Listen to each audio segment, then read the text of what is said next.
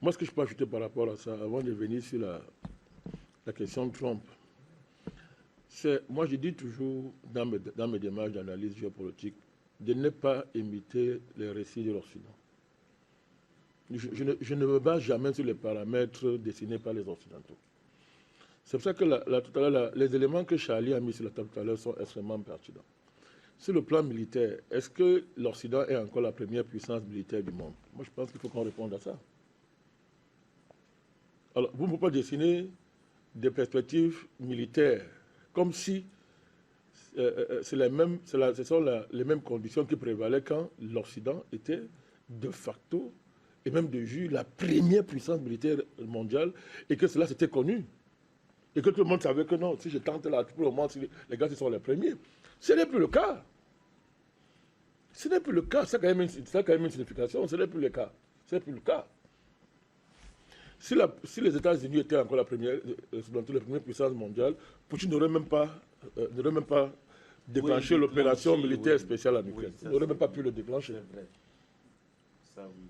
Parce qu'en la déclenchant, je pense que Poutine n'est pas un idiot. Il avait tous les paramètres en main, y compris les paramètres de réaction des Occidentaux. Il n'aurait même pas pu commencer. Donc il faut qu'on parte d'abord de ces principes. Mais sur le plan militaire, est-ce que l'Occident a encore la suprématie militaire dans le monde? Non. Deuxième chose, est-ce que l'Occident a encore la suprématie morale sur le monde? Non. Morale, oui. Non. Non, je veux dire, mais pas l'autre, la précédente. Moi, je parle de l'Occident actuellement là. Ouais. Quand je parle de morale, c'est-à-dire que je vais expliquer ça. Avant, quand l'Occident disait qu'il faut faire la guerre, tout le monde trouvait que la guerre est juste. Oui. À cause de l'aliénation généralisée qui était une des caractéristiques du monde en ce moment-là. Ce n'est plus le cas aujourd'hui. C'est terminé ça. Donc, à partir de cela, on voit très bien que l'Occident, en termes de guerre, part perdant. Tous les généraux de l'Occident le savent. J'allais rappeler, tous les généraux de l'Occident le savent. La folie du Tintin de l'Élysée, c'est le désespoir, c'est la folie. La Russie rate la France avec une bombe. C'est connu. C'est connu. Donc, Poutine ne répond même pas à ce fou parce que Poutine sait que Macron, il n'est qu'un pion d'un échiquier mondialiste qu'on agite, on met devant, on agite comme ça. Et que ce n'est pas. C'est-à-dire, il ne s'appuie pas sur. Il n'est pas l'élément principal. Non, pas du tout. C'est un agité qui s'agite, mais Poutine ne le considère pas. Et que, en fait, c'est parce qu'il compte sur le temps, lui aussi. Il compte sur le temps, hein, et tous les comment on dit ça, les avantages résiduels de l'Occident, sur le plan économique, sur le plan stratégique, tout ça, pour bavarder. Et que, mais, ce n'est pas parce que la France est ce qu'elle est que Macron parle. Macron parle que, bon, à partir de ma position française, c'est un échiquier défini par les mondialistes, je peux dire ceci, parce qu'en fait, quand je parle comme ça, je parle moins pour la France, que plus pour comment on dit ça, le mondialisme en général. Donc, sur ce plan-là, je pense que est-ce que les conditions qui ont prévalu hier pour le déclenchement de deux guerres mondiales, où les Occidentaux étaient en même temps au début et à la fin, sont les mêmes aujourd'hui? Non. C'est-à-dire que je veux dire qu'ils étaient au début et à la fin. C'est-à-dire que ce qui paie, je paie, je gagne. Je paie, je gagne. Je gagne, je gagne. Donc il ne perdait pas, quelle que soit l'issue. Même si l'Allemagne gagnait, attention, ce n'est pas l'Occident qui aurait perdu. Hein, parce que les mêmes forces qui finançaient Hitler étaient les mêmes. IBM qui avait, on connaît tout ça. Il est d'ordinateur. Alors, on connaît tout ça. Fabriquait les chars. Alors, voilà. C'est qu'à un moment donné, l'imprévisibilité de la Russie a fait à ce que l'Amérique est entrée en position de force et ça a modifié les choses. Mais au départ, ces gars, ils ne pètent pas. Renault était toujours mais dans... non, ils ne pètent pas. Renault, Citroën, tout ça, ils ont collaboré avec les nazis. La preuve. Tout le dispositif militaro-scientifique allemand a été transféré où? Aux États-Unis. Alors, de quoi est-ce qu'on parle? Durant la Deuxième Guerre mondiale également. Mais je dis, mais c'est ce que je suis en dire. Donc, les deux guerres mondiales, la planification de ces deux guerres, en amont comme en aval, était le monopole des puissances financières et économiques occidentales. Tout à fait. Quand je dis occidentales, je parle de ça. Ce n'est plus le cas aujourd'hui. Ils n'ont plus ce monopole-là. Pourquoi? Parce que hier, la Chine et la Russie n'étaient pas en capacité de planifier ce que j'appelle de manière stratégique une offensive, même pas une réponse, si vous voulez, une réponse stratégique, même une offensive stratégique. Aujourd'hui, la Chine et la Russie ont cette capacité, oui ou non? Oui. Vrai. Mais alors, Président, oui. vous avez tellement raison. Pour en parenthèse à ce que vous dites, selon les rapports, les derniers rapports justement des renseignements américains, ils disent que la Chine aujourd'hui a développé une capacité chinoise aujourd'hui supérieure à la capacité de l'armée de l'air américaine.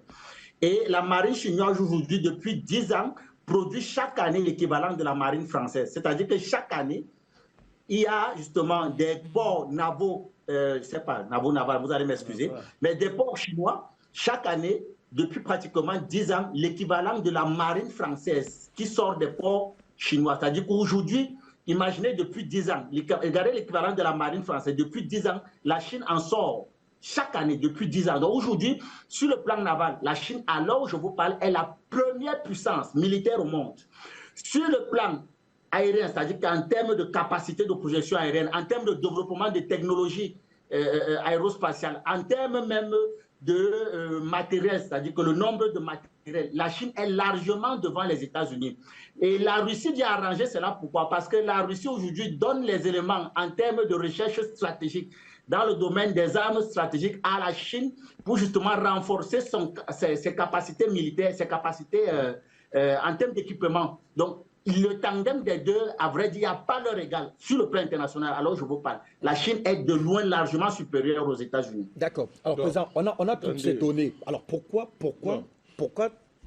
traîner ou alors aujourd'hui, ces puissances occidentales, avec les États-Unis compris, alors veulent à tout prix entraîner le monde dans un véritable affrontement plus ou moins global? Avant d'y arriver, il faut que vous compreniez très bien le jeu des puissances dans le monde.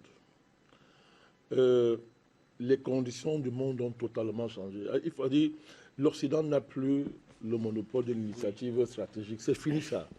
Et vous ne gagnez pas les guerres mondiales si vous n'avez plus le monopole de l'initiative stratégique. C'est fini ça. L'Occident n'a plus ça. Elle a beaucoup misé sur un ensemble d'évolutions en croyant que d'autres pays vont subir ces évolutions. Tout à fait, vont subir ces évolutions-là. Les histoires de changement climatique, le néo-malthusianisme avec leur conception satanique de la démographie, etc., la désindustrialisation, tout ça, ce sont des phénomènes qui ont été très mal planifiés par les Occidentaux. Aujourd'hui, ça le tombe sur les nez comme un gros boulet. Donc, quand je parle d'initiative stratégique, ça veut aussi dire, parce que vous n'avez pas l'initiative stratégique quand votre économie ne suit pas. Attention, tout ça, ça marche ensemble. Quand votre culture ne suit pas. Il y a un ensemble de données qui étaient valables hier pendant les 2 guerres mondiales. Parce qu'on croit qu'une guerre, ce n'est pas comme ça. Une guerre, c'est d'abord le moral de la population. Si une population n'a pas le moral de faire une guerre, vous l'avez perdu, la guerre. Vous l'avez perdu. Vous avez les armes, vous l'avez perdu. Hier, pendant les 2 guerres mondiales, l'Occident, il y avait une espèce de correspondance entre les mentalités de la population, le dynamisme de la famille et l'économie de leur pays et les processus guerriers qu'ils avaient mis en cours. Il y avait une correspondance. Donc la mobilisation ne demandait pas les efforts qu'on a aujourd'hui. Aujourd'hui, pour mobiliser la population, ils mentent. Ils sont obligés de mentir. Jonathan les appelle les sorciers. Ils sont obligés de mentir la réalité. Or, vous avez perdu une guerre. Quand vous mentez et que la réalité l'attrape vos mensonges, c'est le cas aujourd'hui sur le front ukrainien. Toutes les populations européennes désormais connaissent la vérité. Ne pensez pas qu'elles ne savent pas. Elles connaissent la vérité. Comme nous avons beaucoup menti sur la guerre en Ukraine. Donc, hier, il y avait de la propagande, certes, mais la propagande n'était pas en total divorce avec la réalité de la guerre. En total divorce avec les réalités économiques du pays. Voilà. Donc, je vais vous donner les éléments qui montrent ça. Tous les analystes sérieux du phénomène de l'Occident, vous voyez des gens comme Emmanuel Todt, Jonathan le connaît, et les autres, ils ont des analyses profondément systémiques et civilisationnelles qui sont très importantes lorsque vous voulez comprendre l'évolution de l'Occident. Par exemple, l'Occident n'a plus de famille. Ils ont détruit la famille. Tout à fait. L'Occident a détruit ses religions fondamentales. Alors, et les populations de l'Occident sont pessimistes. Vous prenez la Chine, vous prenez la Russie. La Chine est entrée dans le jeu de du pessimisme démographique. Elle a rapidement vu les conséquences avec la politique un enfant unique. Elle a vu là où ça arrive. Aujourd'hui, elle a un vieillissement extraordinaire de la population. Mais le fait qu'elle est même déjà, elle n'est pas nature, elle est pas nature. Un pays assez peuplé, n'est-ce pas, assez peuplé, comble ça, mais c'est un problème. Et la Chine a tiré des leçons. Que ce soit la Chine, que ce soit la Russie, les populations de ces pays sont très optimistes. C'est-à-dire qu'elles regardent l'avenir comme un défi à relever. Ce n'est plus le cas des Occidentaux. Est-ce que vous entendez de voir ce que ce sont les données culturelles, ce sont des données culturelles, ce sont des données de civilisation qui sont extrêmement importantes. N'évacuez pas ça quand on analyse une guerre. C'est très important. Donc, il y a ça. Il y a, regardez, une donne majeure qui a émergé dans cette guerre. La panoplie des sanctions européennes, je crois qu'on a au moins plus de 21 000 sanctions européennes contre la Russie. L'idiot qu'on appelle Bruno Le Maire, un parfait idiot salopard, s'est levé matin et a dit que nous allons détruire l'économie de la Russie en 2 semaines. C'est terminé. Mais la Russie est passée de la 11e position, si on suit leur faux classement, à 4e position. Comment est-ce que vous expliquez ça? Expliquez-moi ça. Mais il faut expliquer ça. Mais expliquez ça, je vous dis. Donc, l'élément de fond en termes d'analyse, avant de revenir à votre question, Fabrice, c'est que il y a aussi la grande évolution du système capitaliste que les gens ont tendance à ne pas... je sais, ce sont des processus complexes, mais vous ne pouvez pas analyser la situation du monde sans voir ces choses-là. Hier, le capitalisme, dans toute sa dynamique, était un monopole de l'Occident, oui ou non? Oui. Vrai. Alors, aujourd'hui, il y a les capitalismes globaux qui ont émergé. La Chine, c'est un capitalisme global, mais placé sous la direction de l'État. La Russie, c'est pareil. Vous avez en face un capitalisme sénile, déclinant, occidental, qui n'a plus les ressorts historiques que l'on fabriquait. Est-ce que c'est important? Est-ce que c'est déterminant dans l'issue d'une guerre? Oui, c'est extrêmement déterminant. Tout à fait. Alors, Chachali l'a démontré, l'alliance de la Chine, de la Corée du Nord seulement avec la Russie, ça a su une défaite, c'est-à-dire certaine à l'Occident. Ils ne peuvent pas gagner, ce n'est pas possible qu'ils gagnent.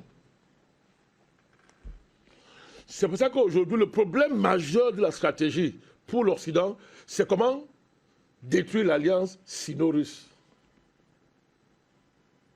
Ils sont en train de se creuser la tête tous les jours par rapport à ça. Mais comme ils sont maudits. Pas seulement toute l'alliance des BRICS. Mais bien sûr, ça dit que, oui, ça dit comme ils sont maudits, plus ils pensent à détruire, plus ils renforcent ça. Parce qu'ils sont maudits. L'autre donne majeure, les 2 guerres mondiales, est-ce que les Occidentaux avec la majorité du monde avec eux? Oui. Aujourd'hui, c'est plus le cas. Aujourd'hui, s'ils tentent une 3e guerre mondiale, c'est le monde entier qui va se réunir contre eux, oui ou non? Vous croyez qu'ils ne le savent pas? Ils ont tenté avec la crise de Cognac, ils ont vu. Ils ont vu. Donc il y a des paramètres qui sont sur place qui montrent que il faut arrêter d'agiter ces chiffres parce qu'ils agitent tout ça pour terroriser leur population d'abord et leur faire accepter tout et n'importe quoi. Mais les généraux les plus rationnels de l'Occident savent qu'il ne faut pas tenter une guerre, il faut négocier, il faut arrêter ça. Il faut arrêter ça. Mais comme la puissance est irrationnelle et que les Occidentaux sont dans une irrationalité de la puissance, ça les a rendus fous, ils peuvent déclencher une guerre par malédiction. Eh bien, ils la perdront. Oui, il y a des forces irrationnelles dans l'Occident. Par exemple, les forces financières sont des malades mentaux.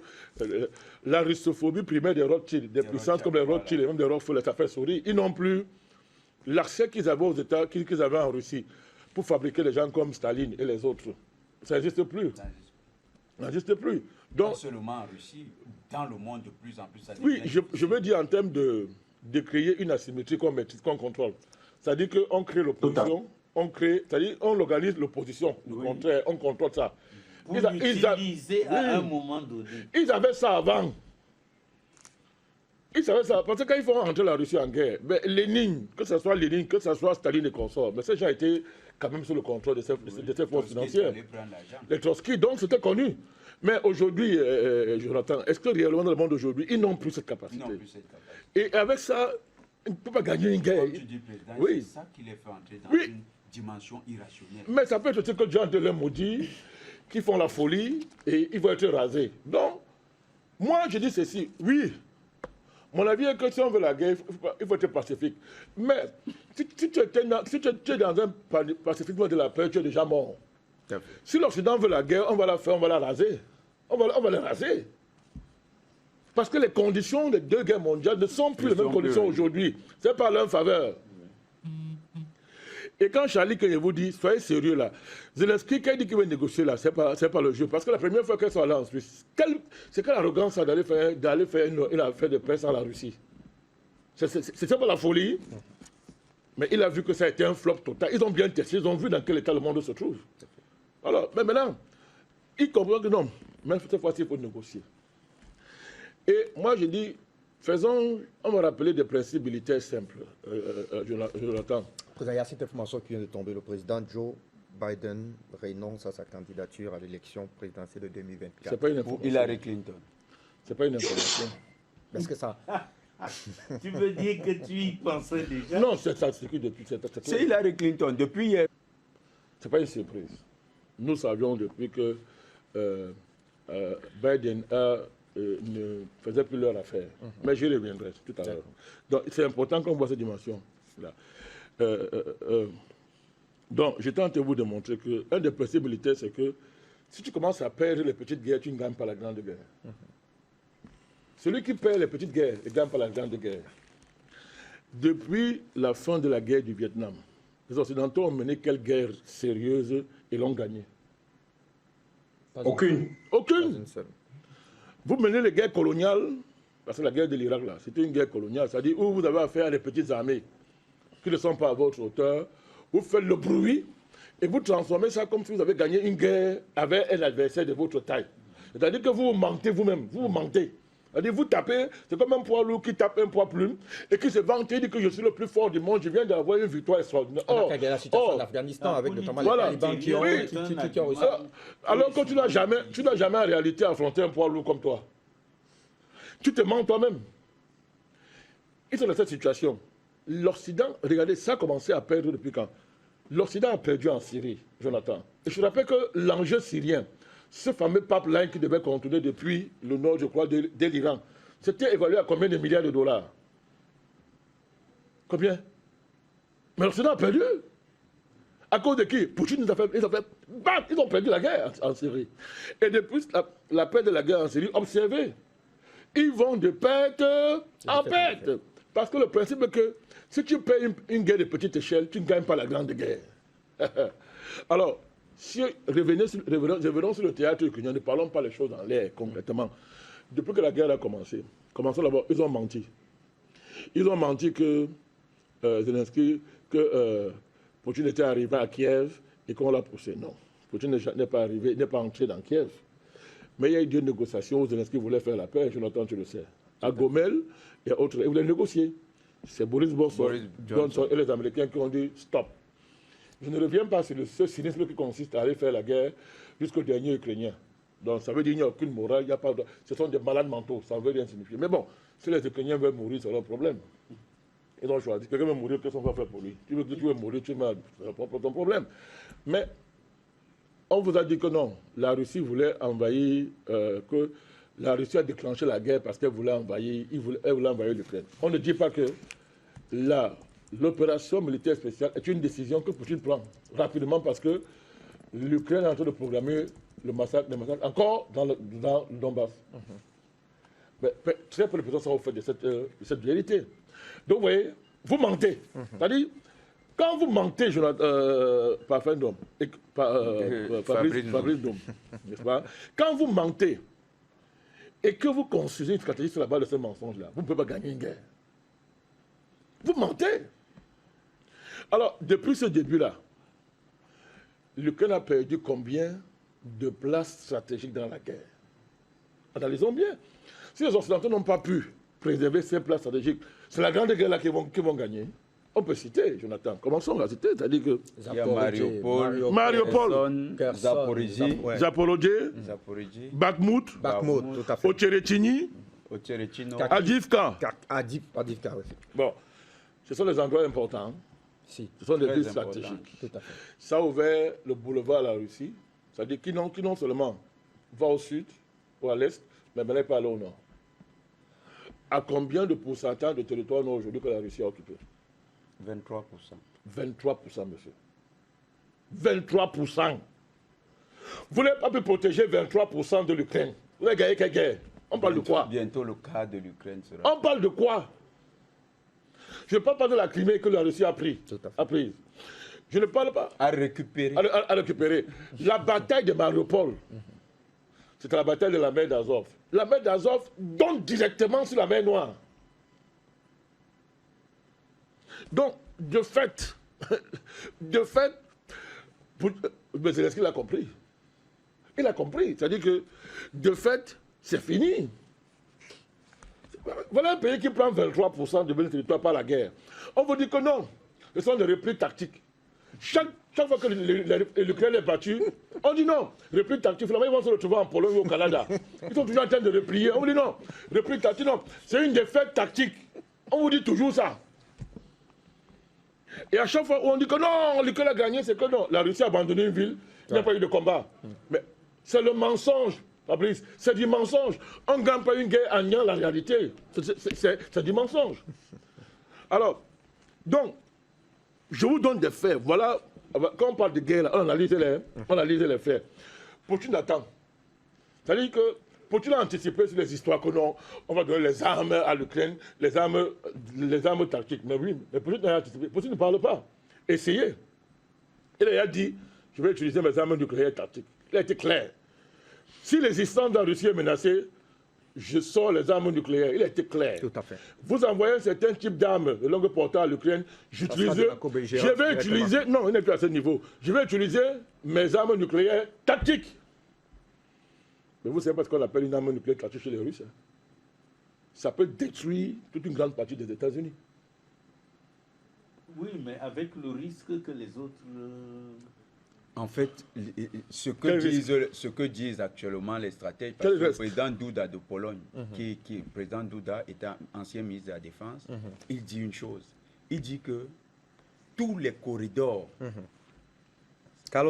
d'approvisionnement ont été déjà balisés entre l'Europe du Nord et l'Europe de l'Ouest pour permettre aux troupes états-uniennes de circuler jusqu'à la frontière russe. C'est une information qu'il donne avant-hier. Il dit ceci. Il ne dit pas le contraire. Dans son entretien, il dit ceci. Il dit l'affrontement en Ukraine, c'est Duda qui le dit. Hein. Il dit l'affrontement en Ukraine, c'est un affrontement entre la Russie et l'OTAN. Oui. Et il dit encore ceci, Duda.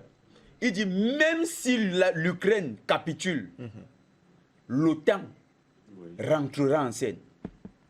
En fait, quand vous les écoutez, Président, le côté irrationnel est plus poussé. C'est que ces dirigeants ne se voient pas. Parce qu'ils savent que ce n'est pas l'Ukraine qu'ils perdent. Ce n'est pas l'Ukraine. Oui. Parce que nous, on voit l'Ukraine. Ce n'est pas l'Ukraine seulement. Ouais. Le conflit en Ukraine a des répercussions mondiales terribles. Oui. C'est la docilité des peuples, comme vous expliquez, qui hier, écoutez,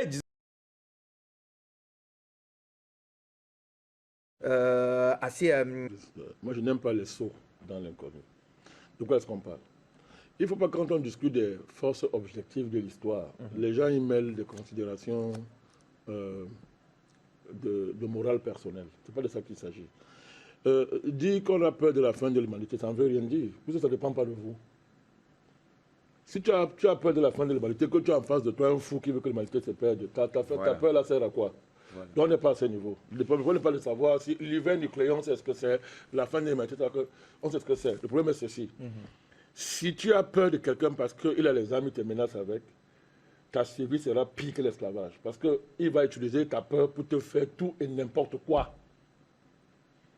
Le débat n'est pas de savoir si les Occidentaux veulent tomber avec tout le monde. Le débat est de savoir si, en acceptant ce chantage, l'humanité va s'en sortir. Non. Parce que les orientations de l'Occident par rapport au monde actuellement sont apocalyptiques. Oui. Donc, on arrive à un niveau, on ne parle plus avec les Occidentaux. C'est vrai. Super. De quoi est-ce qu'on parle? Mais nous sommes censés être conscients de ça. Oui. Donc, quand ils balancent le impérialisme. Quand j'ai là, c'est irrécevable. Vous vous mettez, vous allez mourir plus. Votre mort sera terrible. Si on doit autant mourir dans la dignité. Ou autant mourir tous. Dans la dignité, je dis que C'est de ça qu'il parle. il faut bien comprendre ce que je suis en train de dire. Moi, je vous ai dit que je ne suis pas un pacifiste. Parce que le pacifisme de la peur est même plus dangereux que l'arme atomique. Vous comprenez? Vous savez, un élément déterminant de la guerre, c'est quoi? Moi, je vais vous dire.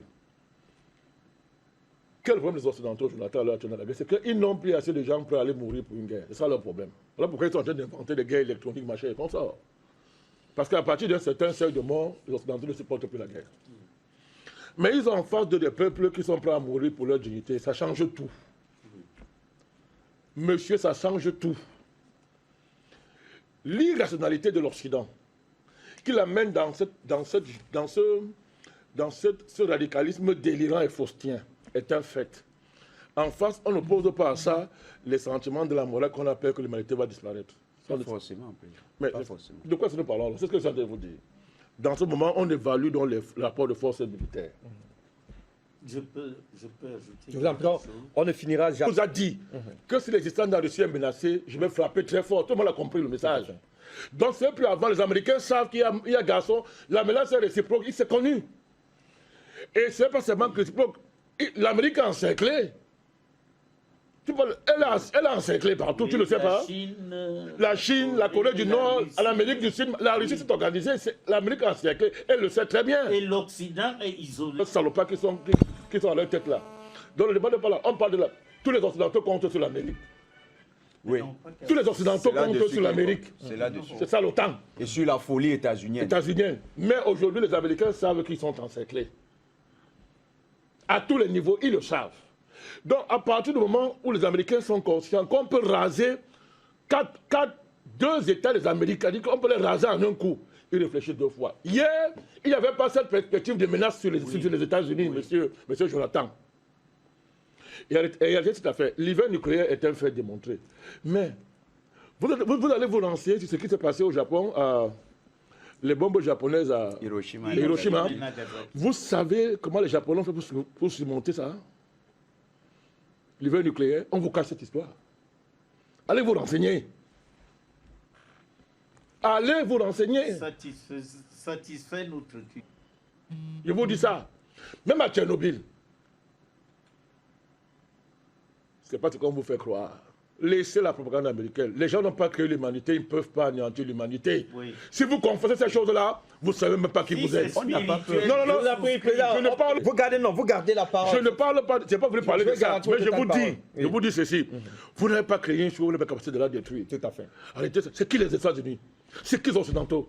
Ils n'ont pas créé le monde, ils ne peuvent pas détruire le monde. Arrêtons de leur faire ce pouvoir-là. Et moi, je vais aller plus loin, Jonathan. S'il fallait réfléchir comme ça, tu fais quoi? Tu es assis ici là, pourquoi? Tu as quelle bombe? Non, mais je te pose une question simple. Tu as quelle bombe là? Pourquoi tu es assis là? Aucune. Tu as quelle bombe? Aucune. Si ce n'est celle de la parole. Tu as terrassé les puissances qui ont des bombes atomiques.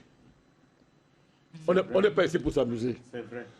Si j'ai de confiance pour aller dedans, les Américains, c'est terminé. Ou l'Occident va se plier, ou ils seront rasés. Moi, je vous dis ça, et je le dis à mon vision. Il faut arrêter ça. L'humanité n'a pas commencé avec l'Occident, ne finira pas avec l'Occident. Ça, ce sont leurs plans, mais ils connaissent pas le plan de celui qui a créé le monde. Vous avez promis de sortir avec la situation aux États-Unis, avec notamment. Oui, tout à fait. Donc, il était important de préciser ça. retrait de Joe Biden. Donc, les armes militaires sont là, mais il y a des armes qui sont supérieures aux armes militaires, qui existent. Ils ne les ont pas. Parce qu'ils sont devenus fous, sont des fous. Ils ne les ont plus. Nous, on les a. Et ça fera la différence. Nous, on les a. D'accord. On peut dire ça. Donc, nous sommes tous pour la paix. Aucun de nous ne... Moi-même qui suis là, est-ce que je souhaite qu'on rase une ville des États-Unis? Ça me rapporte quoi? On ne souhaite pas ça. Mais le chantage occidental n'est plus acceptable. D'accord. Ce n'est plus acceptable à quelque niveau que ce soit. S'ils frappent, ils seront frappés. Et plus même qu'ils n'imaginent. Aucun contexte qu'ils admettent parce que- clairement les défaites en Ukraine. On va taper en Syrie, ils ont fait quoi? On va les taper encore en Ukraine. C'est le pour dire, on va les taper. Si ce n'est déjà le cas. Bon, très bien, on vous les a avez déjà compris. tapés. Voilà, on va les taper. Ils veulent une guerre Ils mondiale. n'acceptent Ils veulent pas une ça. guerre mondiale, on va les taper encore plus. Voilà. Voilà. Ça, Là, c'est c'est par clair. contre ce que j'adhère, président. Mais je t'en On dis- va les taper, mais ils veulent cette guerre. Non, on le sait. Je conférence du NMP depuis très longtemps.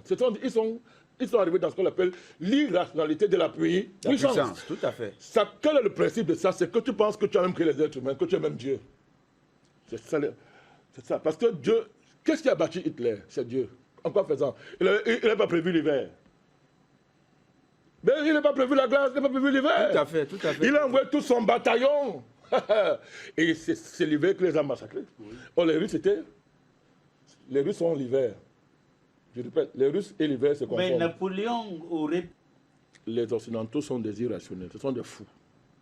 Parce que il y a un niveau de développement des armes, quand vous les franchissez, vous ne pouvez plus rentrer en arrière. Ils l'ont franchi depuis très longtemps, donc il faut nous en rendre de plus pour l'instant. C'est le camp du progrès, c'est le camp de ceux qui ont encore un rendez-vous avec l'histoire. Les Occidentaux n'en ont plus, ils sont dans la post-histoire, ils sont dans la folie, ils sont dans la post-histoire. Donc, nous disons ceci.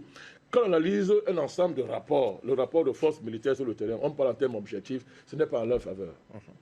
Ça ne veut pas dire qu'ils ne veulent pas la guerre. Mais ce sont des guerriers, c'est leur nature, non? C'est leur essence, non? Quand ils ne font pas la guerre, ils ne sont pas normaux. Quand ils ne sont pas en guerre, ils ne sont pas normaux. C'est leur essence. Mais il y a des limites à ça. Les limites sont là devant, ils ne voient pas. Quand on a une autre dimension de l'ivresse de la puissance, c'est que une des caractéristiques de la puissance, c'est que tu ne vois pas ta perte. Tu ne la vois pas. Mais c'est parce que tu ne la vois pas que tu vas empêcher Tu ne la vois pas venir. Tu ne la vois pas. Tu ne vois pas ta perte. Tu ne connais même pas que c'est Tu ne vas ta pas paix. venir, puisque tu vois l'ivresse de la puissance. C'est que tu es puissant que tout. Il n'y a rien en face. Et ça veut dire qu'ils sont dans cette ivresse et c'est une cause qu'ils ont déclenchée, ils ne peuvent plus l'arrêter. Ils ont déclenché les éléments de la puissance militaire dans l'univers, ils ne peuvent plus l'arrêter. Ça les dépasse. Donc ils sont dans ça. Ils ne peuvent pas s'arrêter. C'est comme quand tu es lancé à une certaine vitesse. Tu ne peux plus t'arrêter. Tu t'arrêtes même brusquement, la voiture fait 1000 tonneaux. Tu ne peux pas t'arrêter. C'est ce que je suis en train de vous dire. Mais ce n'est pas la même perspective quand celui qui est en face de toi n'est pas dans ta logique. Et que lui est dans une double logique que tu n'as pas. Lui sait que tu es fou. Il s'est préparé pour gérer la part de ta folie. Mais en même temps, il n'est pas dans l'ivresse de la puissance. La Russie n'est pas dans l'ivresse de la puissance, Jonathan, tu le sais. Tout à fait. Même la Chine n'est pas dans cette ivresse de la puissance. Ils se sont armés pour ne plus subir la foudre de l'Occident. Mais ils ne sont pas dans l'ivresse de la puissance. Mais ces deux paramètres, ça change tout. Ça change tout. Et ils auront avec eux l'alliance des peuples du monde qui ne veulent pas de la guerre. C'est par là qu'on va sortir, président. Ils ne veulent pas de ça. Et cette alliance-là, Jonathan, ça mobilise d'autres forces. Le faible ne amène suffisamment des armées pour faire croire qu'il n'a rien. Comme tu es trop fort, tu te permets tout. Souvent, quand tu vas loin dans l'écrasement du faible, surgissent des forces que tu n'as pas prévues. Ça te tape. L'Occident n'a pas créé le monde. Il n'a pas le mandat pour mettre fin au monde. L'Occident n'a pas créé l'humanité.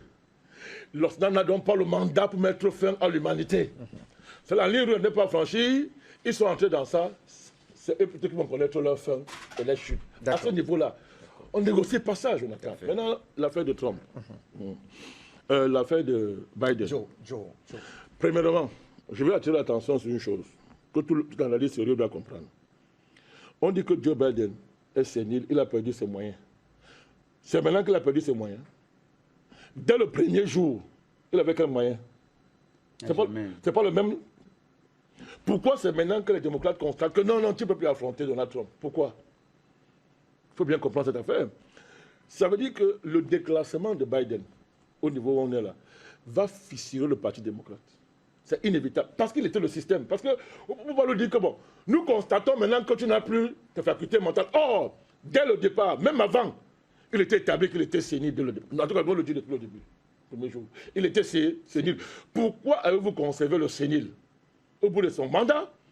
Pour, à l'issue d'un débat, où il a fait ce qu'il fait depuis, dans tous les sommets, où il a assisté, vous dites que maintenant, il faut se retirer. Ça ne fonctionne pas comme ça, Jonathan. C'est d'abord la première faille. Attendons la personne qu'on va présenter. Si c'est Hillary Clinton, ce n'est qu'un remake. Ce n'est qu'un remake. Parce qu'il y a eu la première. Trump l'a fouetté. Tout à fait.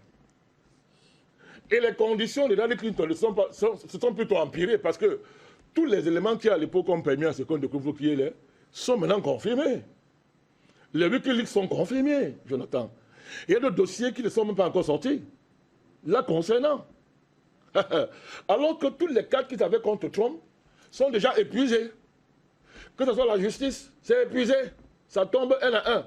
Plus grave, on vient de l'encenser plus haut envers un attentat qui a raté. Il est au sommet là, maintenant là. Trump est au sommet. Hillary Clinton, il y a encore des cartes sur elle qui n'ont pas encore été utilisées. C'est elle qu'on va mettre devant. Donc, une chose est d'écarter Donald Trump. Une chose est de faire un consensus sur la personne qui va le remplacer. Qui va le remplacer. Oh, les républicains, ils ont fait bloc derrière Trump. Tu as fait bloc. Une chose est de faire bloc. Une chose est de faire bloc autour d'un candidat. Les républicains ont réglé ça. Maintenant, ceux qui soutenaient Joe Biden et qu'on est en train d'écarter, il faudrait les rassurer. C'est à quelques mois d'une élection qu'on règle ce genre de choses, Jonathan. Je ne crois pas. C'est à quelques mois d'une élection. Donc moi, pour nous là, nous on savait que Biden allait être remplacé. Donc je dis que pour moi, ce n'est pas une information. Nous savons depuis le début de la semaine, qu'on a commencé à dire qu'il a le Covid, nous savions qu'il va le remplacer. Nous savons que c'est le criminel Obama très très hypocrite qui tire la justice derrière, avec un groupe de personnes. On le sait. Et que les deux cartes qu'ils ont sous la main, c'est soit Michelle Obama, Kamala Harris, voilà les trois. Ou bien celle-là. Voilà les trois. Or, sur ces trois personnes-là, toutes ces personnes-là, il y a des cartes que les républicains ont sur ces personnes-là qui ne sont pas encore sorties. Or, eux, ils ont épuisé les cartes sur Donald Trump. Donc, ce n'est pas une information pour nous surprenante. Ça montre une fois tellement de plus comme la détermination de ces gens-là à ne pas lâcher. Parce qu'affronter le gars qui est le système, Joe Biden, c'est le système. C'est la corruption faite chère. C'est-à-dire, il est le concentré, il est la puce, il est l'ADN du système américain incarné par les démocrates. Le versant démocrate, comme Jonathan s'est bien défini. C'est lui le système. Mais vous ne changez pas comme ça brutalement l'ADN de votre machine comme ça, sans conséquence, en cours de chemin. D'accord.